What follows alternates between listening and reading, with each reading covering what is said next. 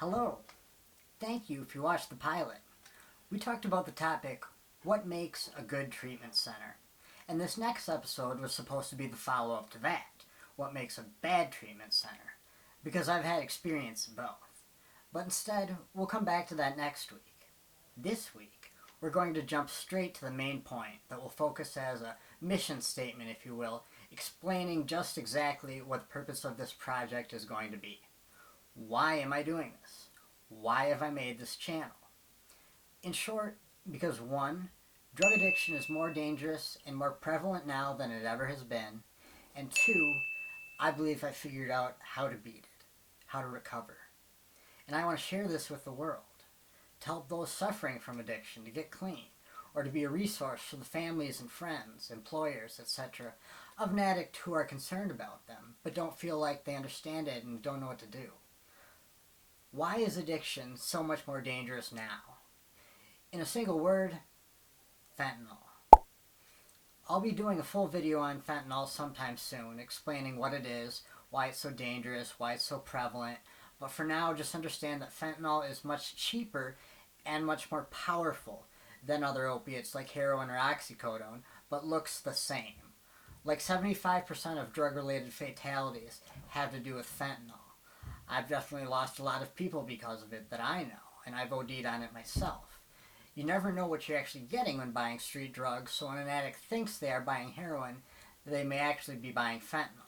So if you are an opiate user, especially an IV opiate user, you need to realize that you could OD at any time.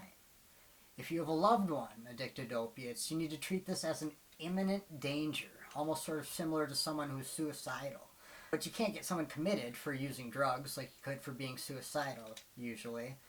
But I do think it's analogous, because it really is that dangerous. It's like Russian roulette, and if a person is opiate dependent, that means they need to use every day, or they'll go into withdrawal.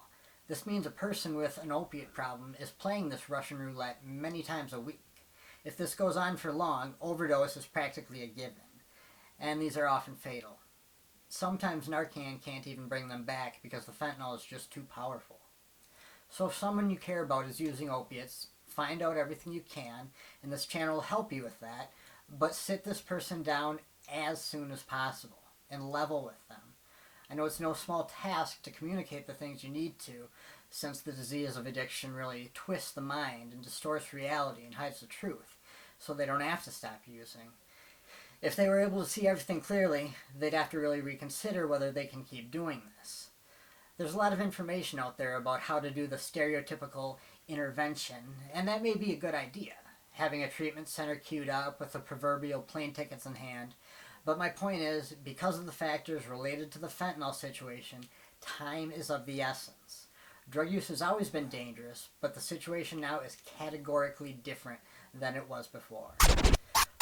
So now you have an idea why a person might think this is important enough to make a YouTube channel about. Additionally, for me though, as a recovering addict, it's very personal. I've lost many friends to ODs, including a very close one.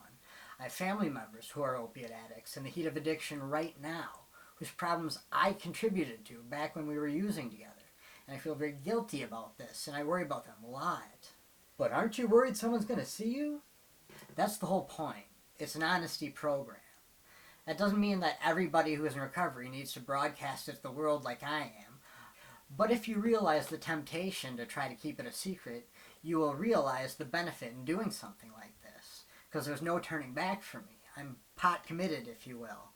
The sunk costs are spent. I'm all in. True, having drugs on your record can be something that holds you back when looking for a job. And that's a great reason not to get started with illegal drugs. But background checks are very cheap nowadays and are practically a given for employment or housing, etc. So there's really no harm in me putting this out there. Every expert will tell you that the best way to approach it is to be completely upfront about your past. If you've been clean for a while, have completed some sort of rehabilitation, have succeeded on probation or whatever, you've been crime-free and drug-free for a while, and basically just demonstrated that you've changed your life, employers are usually going to be willing to give you a chance. Some will even look at it as a positive. There's no box in an application, though, that you can check that says, in recovery, or a spot on a LinkedIn profile to write 8 months clean, etc. So a recovering addict needs to be a little enterprising about this, a little creative. With this channel, not only can I say I'm clean, but I have a record I can actually point to, something that documents my clean time in a way. And it also shows how I've used my past struggles for purpose and turned them into a positive, and most people will find this admirable. The other reason I've made this channel is because I'd like to interact with people interested in this topic. Treatment professionals, LADCs, that's licensed alcohol and drug counselors, psychiatrists, scientists, famous recovering addicts, that'd be great. Like Brandon Novak from Jackass. He's got a great story on YouTube. I didn't lose anything. I gave it away happily and willingly. As a matter of fact, I can take you to the street corners in Baltimore City where the new owner still resides. You know, that's the reality for an alcoholic like me. Everyone watches it in treatment. These are some of the most influential recovering addicts in the world because they're some of the most visible, and they've been very candid about their struggles. A good way to go about getting a hold of them would be to reach out to their management or business email, especially right after they've released an album or published a book, because this is when they need to take a lot of interviews to generate publicity. Demi Lovato, for instance, has taken a lot of interviews recently talking about her recovery from addiction. I love technology. One of my oldest memories is my dad picking me up and putting me in a shopping cart so I could be tall enough to play the Super Nintendo at Walmart. I remember playing Super Mario World for the first time, with the vivid 16-bit colors and Mario riding Yoshi and being able to do all the crazy flying stuff with a cape. It was incredible, and I loved computers. Writing web pages, line by line in HTML back in the days of GeoCities, and when you had to do it that way. So when YouTube came out, it's no surprise that I was an early adopter. I've had some success. I had a tutorial video, for instance, that had 1 million views. And getting that AdSense check from Google when you make your first $100 was surreal. But that was just humor. This is something I truly care about, and I think is really needed. If I got another 1 million views, that means that even if only 1% of the people who watched it were dissuaded from using that day, that would be 1,000 people. The simple math tells you that at least a handful of those would have overdosed. So if a video could save a life, that's someone's son or daughter, brother or sister, mother, father, etc. How could it not be worth it? And I really do think now is the time to do it. When I was in treatment, I talked about how there's such a dynamic eating disorder recovery community online, places like Tumblr especially.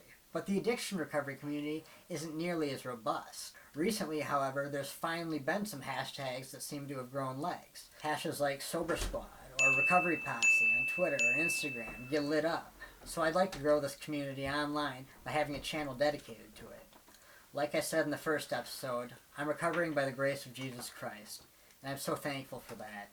I care about my relationship with God now and want to do His will. Addiction ruined my life, but now that I have a clear purpose, I'm able to use the talents and abilities that God gave me to help my fellow man. If you like my vision and want to support it, please just do me a favor and like and share this video to help it reach a larger audience, and subscribe to this channel. I only need about 200 more subscribers to reach the minimum requirement for YouTube's partner program, which will open up some more tools and opportunities for me with my channel. Thanks for watching.